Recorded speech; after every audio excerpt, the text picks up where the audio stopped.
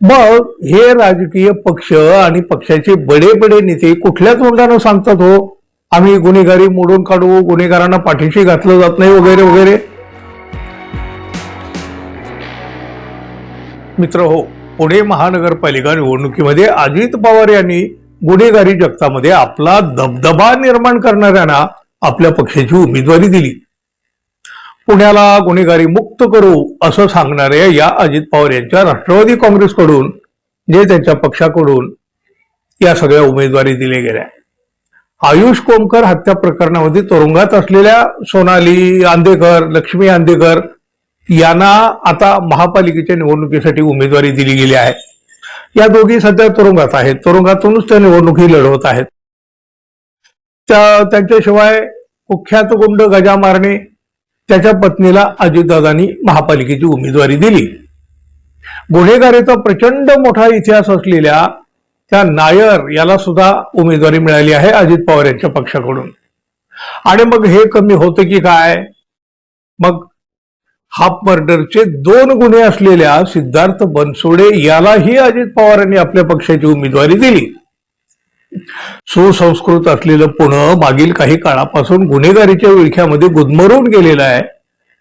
या पुण्याला गुन्हेगारी मुक्त करू असं म्हणणाऱ्या अजित पवार यांनी आता गुन्हेगारांनाच आपल्या पक्षाची उमेदवारी दिली आहे. आणि याच गुन्हेगारांना निवडून द्या असं म्हणत अजित पवार आता त्यांच्यासाठी मतं मागू लागले आहेत. त्यामुळं पुण्याच्या आणि महाराष्ट्रात सुद्धा अजित पवार यांच्यावर टीकेची अक्षरशः झोड उठलेली आहे. राजकारणातील गुन्हेगारी आधीच वाढीला लागलेली आहे. समाजातल्या गुंडांना, गुन्हेगारांना राजाश्रय मिळताना दिसतो आणि आता तर थेट अशा व्यक्तींना राजकीय पक्षाची उमेदवारी देऊन त्यांच्याकडून जनसेवा करून घेण्याचा हा नवा उपक्रम अजितदादा पवार यांनी सुरू केला आहे की काय, असा सवाल सुद्धा विचारला जाऊ लागलाय. गुंडांना, गुन्हेगारांना त्यांचं पोषणही पोषणही सगळं म्हणजे काय अगदी राजकीय पक्षाची अपरिहार्यता झाली आहे की काय?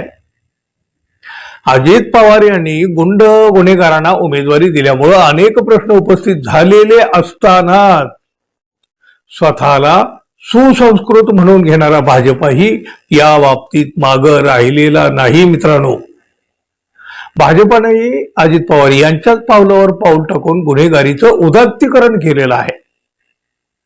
भाजपने पुण्याच्या कात्रजमध्ये आंबेगाव भागातील प्रभाग क्रमांक 38 मधून ही उमेदवारी दिली आहे. ती देवीदास चोरघे यांची पत्नी प्रतिभा चोरघे यांना.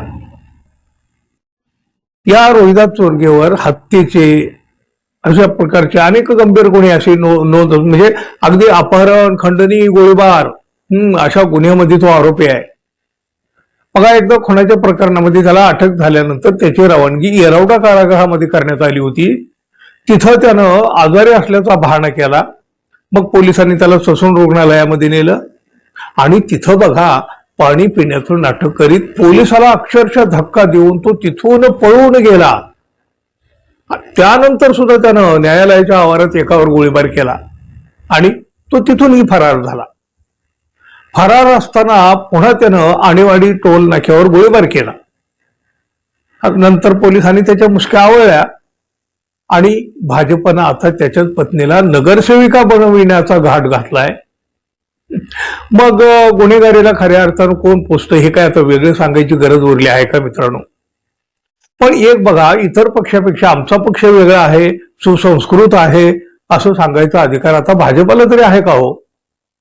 एकनाथ शिंदे यांनी सुद्धा गँगस्टर अरुण गवळी याच्या घरात आपल्या पक्षाची उमेदवारी दिली आहे.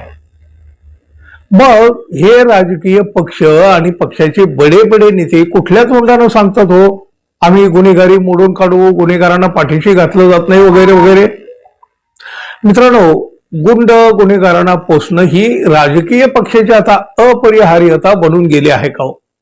तुम्हाला काय वाटतं जरूर सांगा. या सगळ्या गोष्टींचा निषेध करावा वाटत असेल तर निषेधही करा. धन्यवाद. पुन्हा भेटू. नमस्कार.